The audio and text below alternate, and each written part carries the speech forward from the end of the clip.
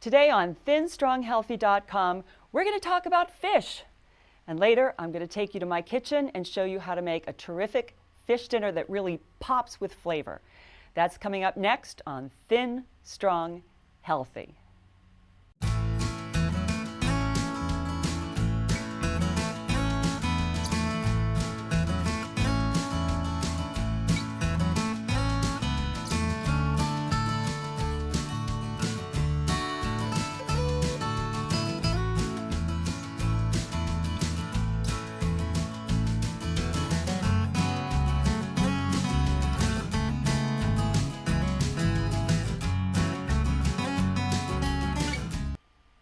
Hi, I'm Cheryl Major and welcome to Thin, Strong, Healthy. Today we're going to talk about fish. What are the benefits? What should you know? Should you go for wild fish or farmed fish? And later I'm going to take you to my kitchen and I'm going to show you how to make a delicious sun-dried tomato tapenade along with a beautiful cod dinner. So we're going to get right to that. So first of all, why should we eat fish? What are the benefits? Well, it's a source of lean, healthy protein, and it's a good source of omega-3 fatty acids, and we know that we want to have more omega-3s in our diets than omega-6s, which we find in processed foods. Now, also, fish is rich in vitamin D, which is I know, and is important to me. It's helpful in warding off depression. Also, studies show eating fish may slow age-related cognitive decline. That's a good thing. Now remember, the brain is 60% fat, and I like to make this really bad joke that when people call you a fathead, if they ever call you a fathead, it's not really an insult, it's really accurate because, again, our brains are 60% fat. So the low-fat, no-fat craze that was popular a while back that I completely bought into, I thought it was the way to go. I ate no-fat, low-fat, avoid fat at all costs. That is believed to contribute to the increase in Alzheimer's disease, among other cognitive diseases. So I want to take you to my kitchen now and show you how to make a delicious, simple dish that really amps up the flavor of white fish like cod and haddock. So let's go take a look. Watch this. Hi, welcome to my kitchen. Today I want to show you how to make a simple, delicious tapenade that you can use for so many different foods. It only has 4 ingredients, and today we're going to use it on a piece of cod, and we're going to bake that in the oven, and it's going to be super delicious. So let's get started. The 4 ingredients are, and I'm going to chop them on the chopping board. If you have a little food processor, you can put them right in there, but I want to stress to you exactly how easy this is to do. So I'm just going to use a cutting board and a knife. So you're going to chop up the sun-dried tomatoes, just like this. And we'll add some more things and keep chopping, get them kind of fine. And again, you can rough cut them or you can do them really, really fine. It depends what your taste is and how you're going to use them. So those are the sun-dried tomatoes. We're going to add olives. And it was 2/3 of a cup of sun-dried tomatoes and 3 heaping teaspoons of sliced green olives. And you can get the recipe for all of this on my website in the recipes section. And just look for tapenade, sun-dried tomato tapenade. So again, I'm just going to add these in and chop them up. And then we're going to use garlic and mix that in. And you know, when you get to this point, you can actually just put it in the bowl and add things and mix it up there. We're going to add the capers, and that was a heaping tablespoon of garlic and 2 teaspoons of capers. Now with capers, I find the flavor of capers, it adds a lot, but I find it's a little strong, so I'm careful with how much I use. So if you love the flavor of capers, by all means, go ahead and add more than 2 tablespoons. And you can adjust this depending on how you like it. If you decide you're a lover of Kalamata olives, you can go ahead and you can use Kalamata olives in this, or black olives. It's up to you. I kind of like the tomatoes with the green olives and then the capers. For some reason, they kind of all go together for me. So that's our tapenade. That's pretty much it. Now I'm going to show you, we're going to put this in the bowl in just one second, and I'm going to show you some extra things that you can do depending upon whether you like them or not. I'm going to put this in a glass bowl, and this will keep in the refrigerator for several days to a week. And I hope you're using glass containers so that you're avoiding BPA's. If you use plastic, make sure it says BPA free. So we're going to mix this up in here. And I've got so much olive oil in my hands, I'm just going to kind of dry them off so I don't drop anything. That would be ugly. All right, so mix this up. And then one of the things that I love to cook with is anchovy paste. Now, I'm sure a lot of you out there are saying, anchovies, I hate them, I'd never eat them. You have to understand that anchovies and anchovy paste add tremendous flavor, but you don't taste them as anchovies. It's kind of weird. And in future cooking shows, I'll show you how to use anchovies in cooking too. So this is a little hard to squeeze out. I probably put in about 1.5 inches or 2 inches of the anchovy paste. And again, you don't have to do this. This can just be it the way it is. And then I put in probably a tablespoon of white wine. That's something that I do, and it kind of makes it marinate all together there. I'm also going to switch spoons. This one is just too big for what I'm trying to do here. So there we go. And that's our tapenade. There it is. Simple, delicious, beautiful. It's got a lot of color, and it's really going to punch up the flavor of the cod and make it colorful and delicious. I think you're going to love it. So we're going to go over to the stove, and I'm going to show you how I've prepared the cod so far. And then we'll put the tapenade and we'll get it in the oven. I'll see you over at the stove. Here we are at the stove, and I want to show you what we've got so far. This is a cast iron skillet. I love cooking with cast iron. And what I did was I sauteed mushrooms and onions, and I added salt, and I added pepperoncino, and I deglazed with a little white wine. So that's kind of the base of this. And then I've added the cod. I've got about 3/4 pound of cod in this pan. And I brushed it with mustard. You'd be surprised how much flavor mustard can add to a dish. So come on in and take a look. I want you to see what's going on here. You can see the mushrooms and onions. And you can add spinach to that too if you want to add that to your saute and get a little green going on in there. So you've got your mushrooms, onions, your cod, and you've got the brushed mustard. And you can use any kind of mustard you want. It can be a Dijon mustard, or it can be a simple, just a regular hot dog mustard. Doesn't matter. All right. That's what we've got now. Next thing we're going to do is add the tapenade. Now we're ready for our final step. We're going to take our tapenade and just spread it over the fish, which has already the nice mustard on top. Look how beautiful that is. Beautiful color, wonderful flavor. It's going to make your white fish so interesting. It really cranks the flavor up. And it's beautiful too.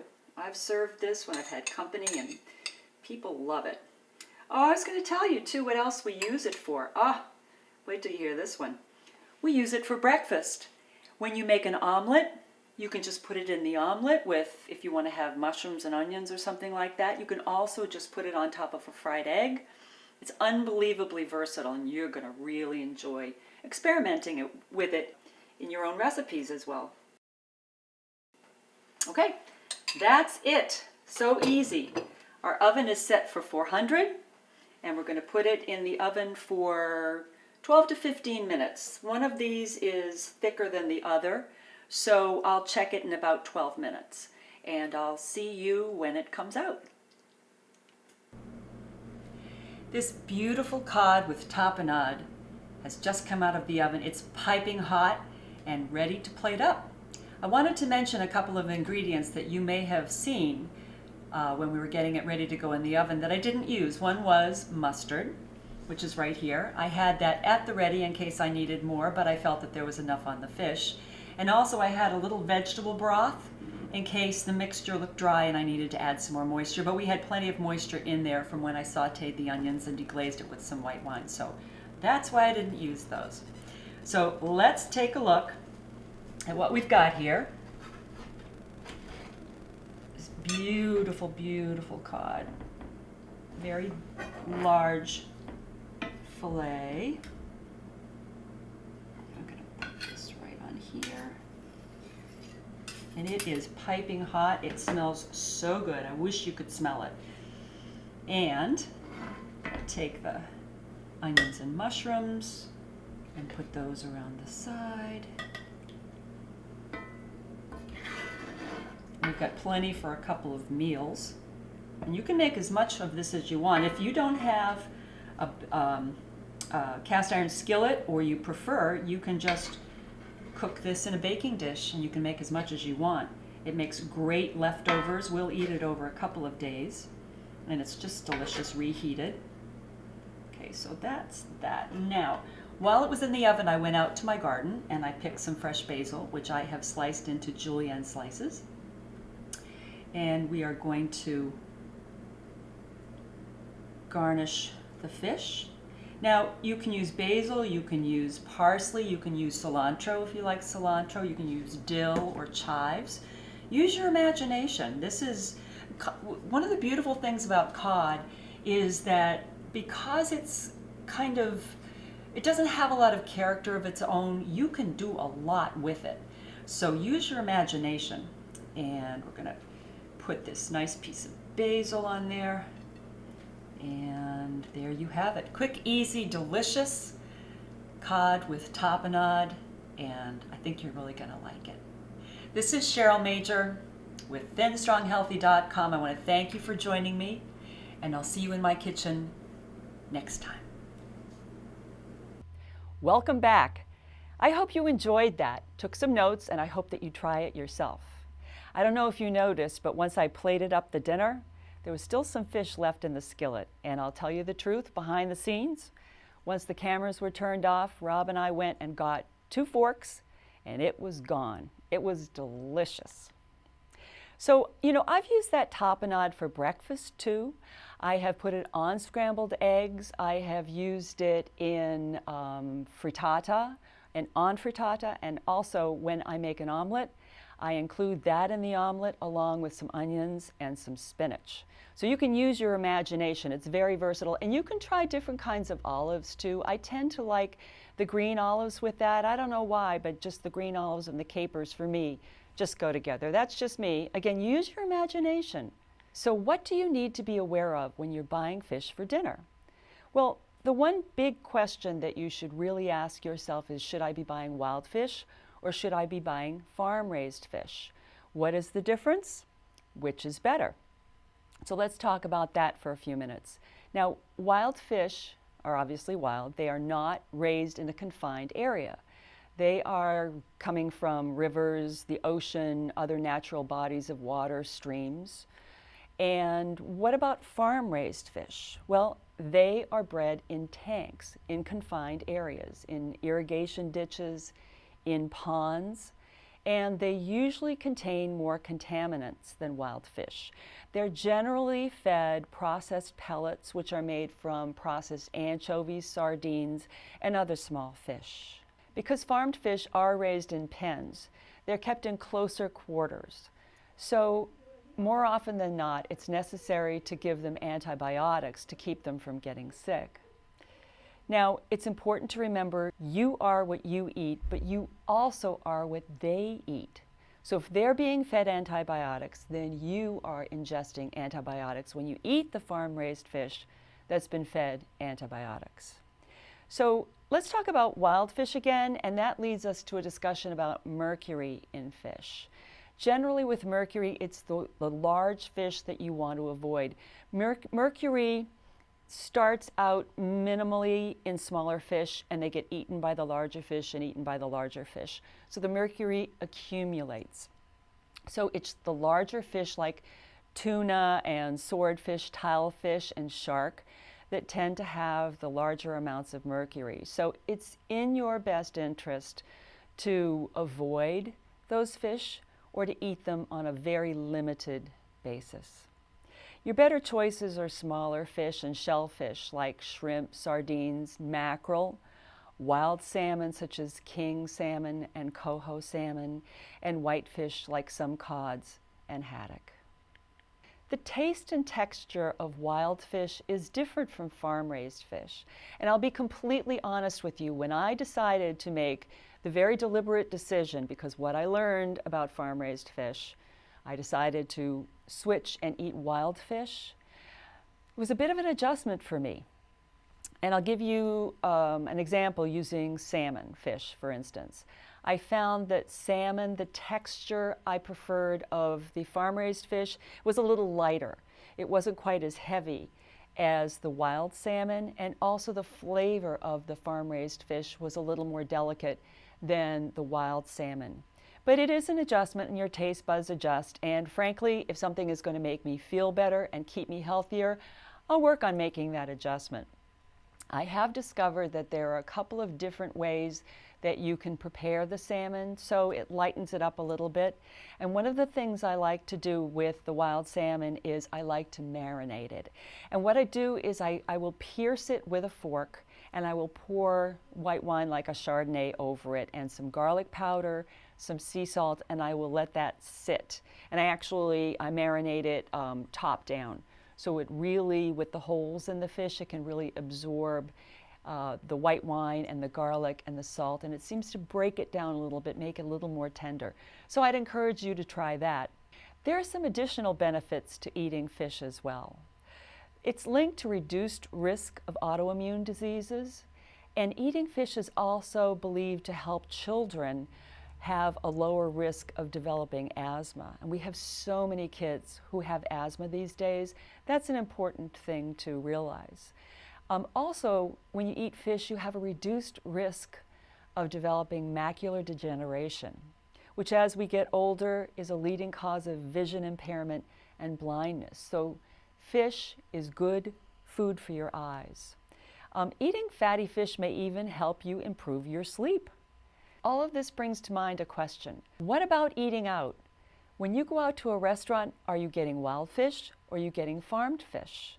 Well, that's an excellent question. And if you're really trying to eat clean and you're trying to eat wild fish, it's an important one to understand. Unless the menu absolutely says very, very clearly that it's wild fish, the odds are that it's farm-raised fish. And that's for a few reasons. First of all, farm-raised fish is less expensive. Secondly, it's also easier to come by. And thirdly, people, a lot of them, don't know that wild-caught fish is actually better for you than farm-raised fish. So if the menu doesn't specifically say, ask your waiter. Ask your waiter, and if they don't know, ask them to ask in the kitchen. I've done that a number of times. And then you'll be able to make an informed decision. Now, speaking to the issue of the price and the cost of eating wild-caught fish, remember, portion size is important. You're not eating at a sitting a half pound of fish. Your protein serving needs to be the size of a single deck of playing cards. That's it. The rest should be vegetables. So that makes eating wild fish more affordable. Perhaps you're eating more protein than you need to. You can cut that back and enjoy wild fish and be healthier, sleep better, and enjoy a delicious meal. So I hope that this has been helpful for you, and I hope that you have enjoyed watching the fish dish being prepared. If you want to get the recipe, it's available in the recipe section on my website at thinstronghealthy.com. So this is Cheryl Major. I want to thank you for spending this time with me, and I'll see you next time on Thin, Strong, Healthy.